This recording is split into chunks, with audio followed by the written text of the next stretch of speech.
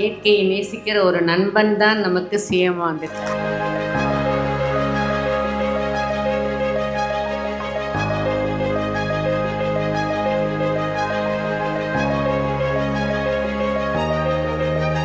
சத்குரு அவரோட பங்கு தான் ஃபுல்லாகவேன்னு சொல்லலாம். நான் ரொம்ப வருஷமாக 25 இயர்ஸாக நான் வந்து ஈஷா மெடிடேட்டர். மண் காப்போம் இயக்கத்தை உருவாக்கி உலக அளவிலான விழிப்புணர்வினையும் திருத்த நடவடிக்கையும் மேற்கொண்டன. சத்குரு அவர்களுக்கு மனமாற நன்றியை வாழ்த்துக்களையும் தெரிவித்துக் கொள்கிறேன். மண்ணையும் மரத்தையும் விட்டு கொடுக்காம வாழணும்னு சொல்லத்தான் இந்த விழா.